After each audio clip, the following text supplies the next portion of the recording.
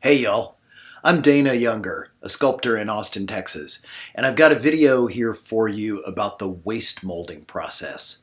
This is a really cool process where you can make a one-time use mold off of a water-based clay original. This video is also about my shirt getting very, very dirty over the course of this project. You're in for about 20 minutes here of video, and I will try my best to explain to you all of the processes that you have to go through to get a cast from your waste mold. I always go over my clay original one last time and make sure I'm happy with it, because you only get one shot at the waste mold.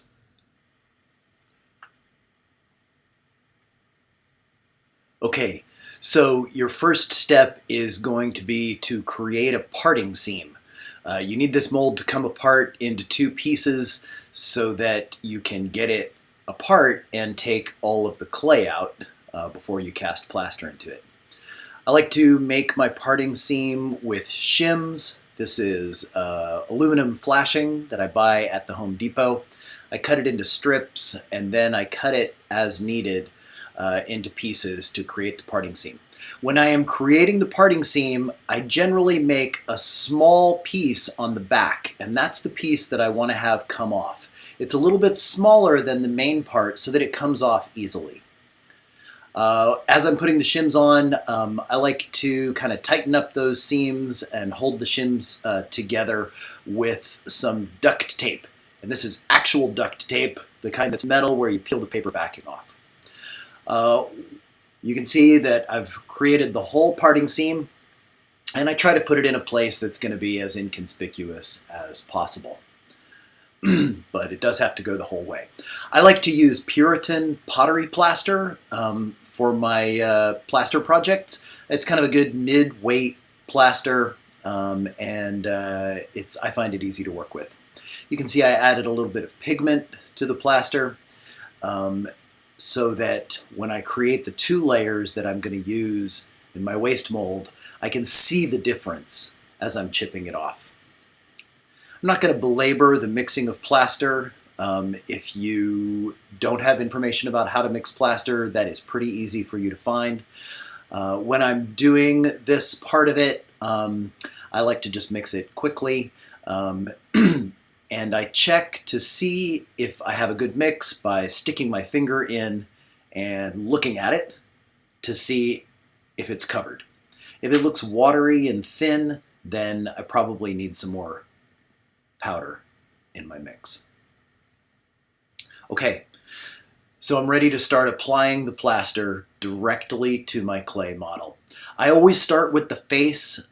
Plaster thickens over time, and so I like to start with the most important areas first while the plaster is thin.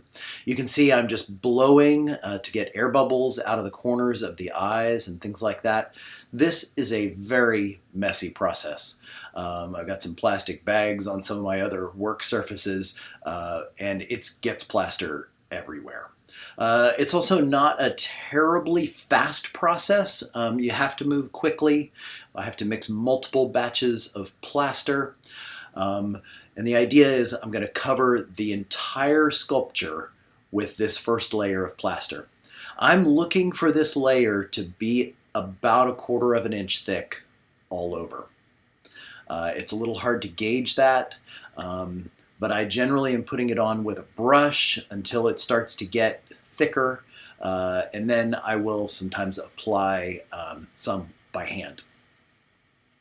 Once I've got a good layer on the whole thing, I'm going to add some texture to it. When this is with the thickened, pasty plaster at the end of its process, and you can see I'm just glomming it onto the surface. And what this is going to do is it's going to create some manual locks between the layers. I'm going to put a separator in between the layers, and I want those layers to stay attached to each other when I demold. And so those keys, those chunks of plaster that I've added on there, those help the two layers kind of lock together. Okay, so now you can see I've mixed up another batch and I'm going to apply that to the back. It is the same process. I'm putting a little bit of pigment in that first layer and getting about 1/4 of an inch built up. And then I'm adding the keys and so it has the manual lock. And then I will have my first layer complete. You can see I'm brushing it all the way out to the edges of the flanges. I'll sometimes scrape the edge of the flange because I want to be able to see that flange edge as I go through the entire process. All right, next step. I've got some clay slip. Now this is just simply clay mixed with water. It's kind of thin and I'm brushing it over the whole thing. And this is going to create separation between my layers. Once I have that clay slip on there, then I can come back with a thicker layer and build up my shell to 1/2 or 3/4 of an inch. And you can see I'm putting that over the whole thing all at the same time. Also scraping as I go to keep that flange edge visible. But I want the plaster shell to be thick enough that it's going to be strong when I demold it, but not so thick that I have to really fight it to get it off. This is a rigid mold, remember, and so after I cast my plaster into it, I'm going to be chipping it off of the surface.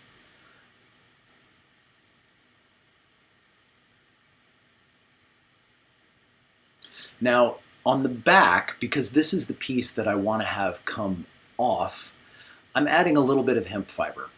I don't really need it on the front because I'm going to be digging the clay out. But this back piece needs to be able to withstand the pressures of me prying it loose from the clay original.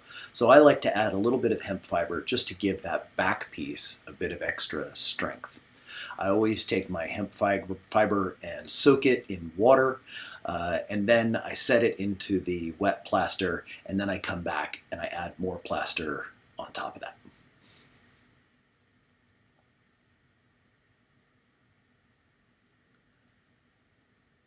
I like to keep my molds as tidy as I can without being super meticulous about it. I am going to destroy this, but I do like to make sure that the hemp fiber is fully encased in plaster. You can see that I like to use my hand kind of as a squeegee working across the surface.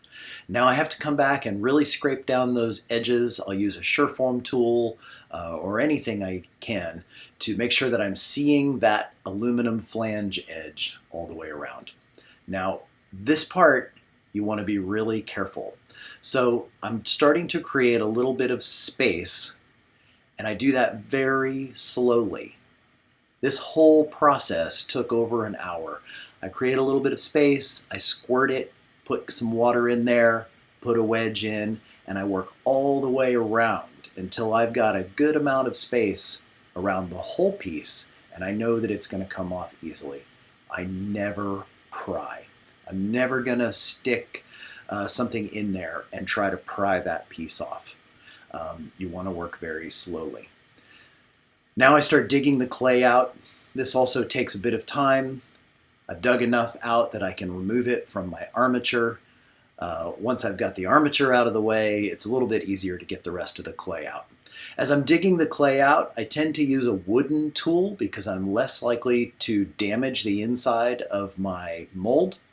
Metal tools can scrape the inside, and then that's more things that you have to fix. So you can see I'm using my wooden tool and I'm prying that clay out of there. It generally comes out pretty easily, but it always leaves some amount of clay residue behind.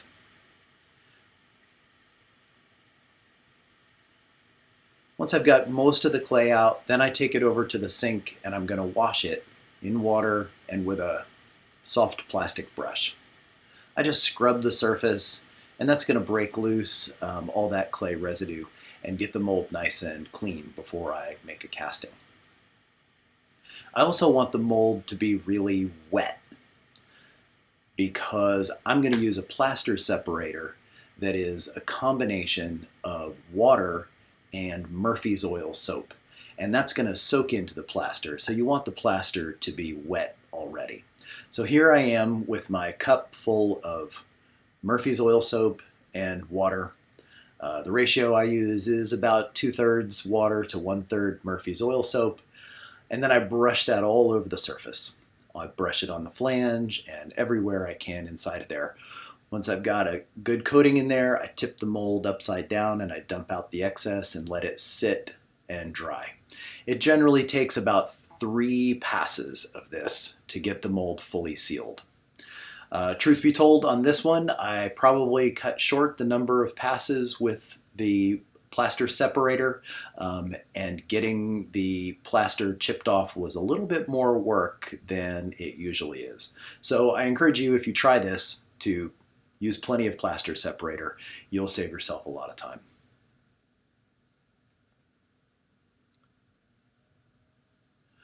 All right, so I've separated. I put in my splash coat of plaster. I like to mix my casting plaster by hand. It mixes less air bubbles into it. I put in the first layer with a brush. I laid some hemp fiber in, and now I'm going to come back in and cover up that hemp fiber and try to get myself to a good 1/4 inch or so of a shell inside the mold while the mold is open. It's a lot easier to do this when the mold is open. Once the mold is closed, it's very difficult to get hemp fiber in there or to get an even coating. Again, I'm looking to see that my plaster is well mixed, that it's covering my hand, and then I know I'm ready to use it. Okay, so I put this layer in with a brush as well, just tamping down that hemp fiber and getting a nice even coat inside the whole thing. I don't worry too much about keeping it off of the flange.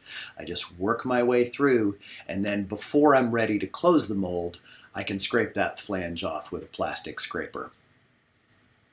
So it's a messy business. You can see my shirt has gotten very dirty. It's going to get dirtier.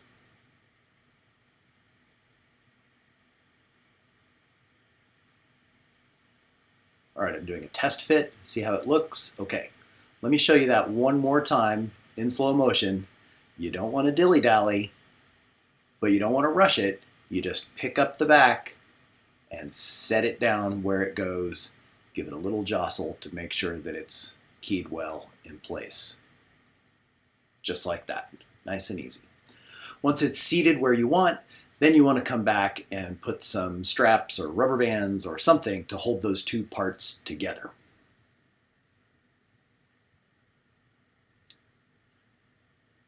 Got to get it really well bound together. Now I'm not going to fill this with plaster. What I want is a hollow shell. It's a lot stronger when it's hollow.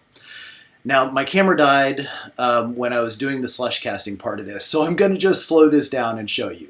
I throw a bucket down, I pick up the mold and set it in the bucket, and then I'm going to pour some plaster in there, trying to pour it down the seam. I pour it down the seam, I roll it around, and then I pick up the whole thing and dump out the excess plaster. You always want to dump out the excess plaster, otherwise your head's going to be solid and heavy, and the body will be hollow and light, and it's going to break at the neck. It's really important as you do these slush casting layers that you pour in plaster, roll it around really good all inside of there, especially on the seams, and then dump out the excess.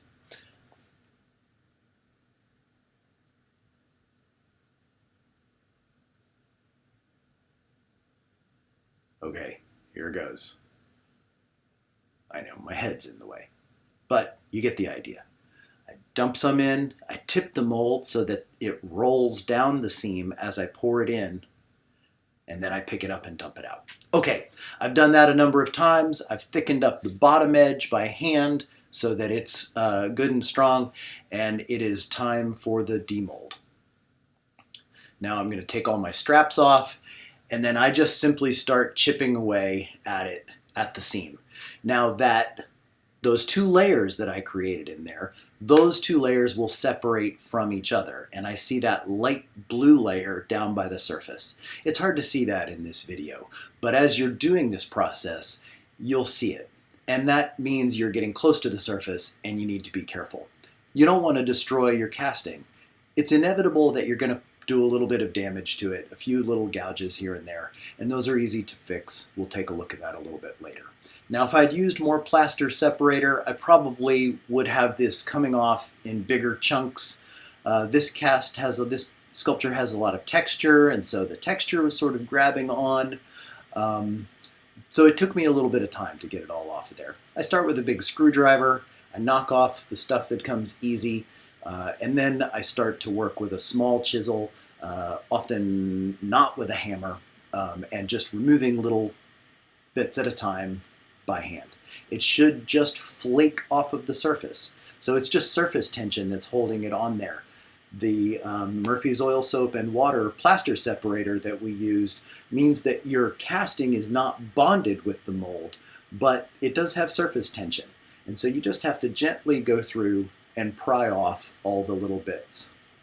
It takes some time, it takes some patience, but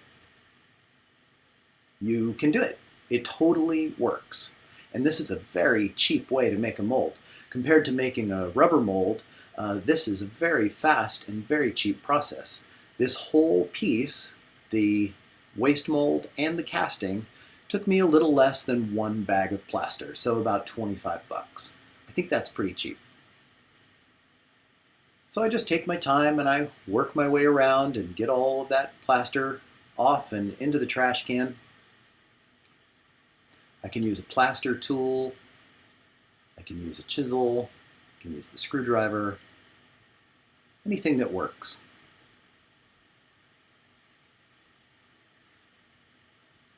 I can change my light around and that'll help me see that light blue layer.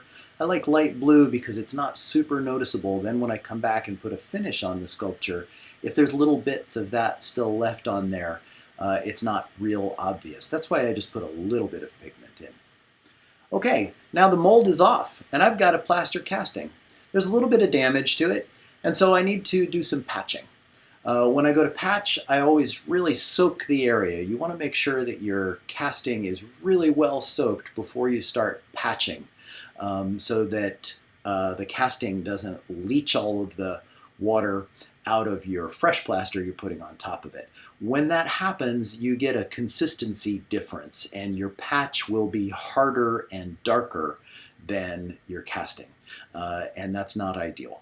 So you want to soak it really good. And then I generally use a plaster tool, which is just a very thin, flat, oval-shaped piece of metal. I scrape it nice and clean so that I get a smooth edge. And then I just trowel it onto the surface, following the contours of the form, troweling it on, and then I'll use a little bit of the spray bottle water to soften those edges. And this is an art like anything else. It takes some practice, and you just kind of have to keep doing it until you get something that you like.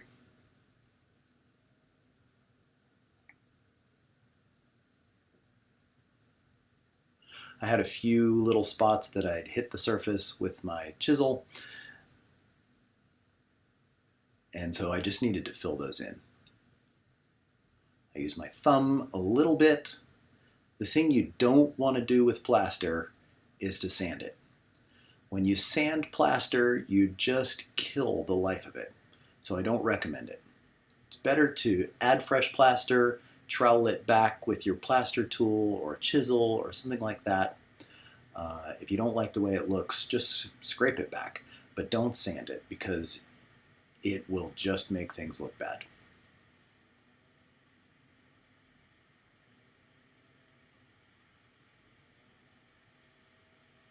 It's a subtle business, and this patching took me some time.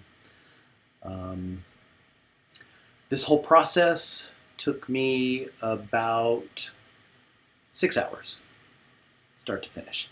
And here is my plaster cast that I got from my waste mold. Thanks for watching.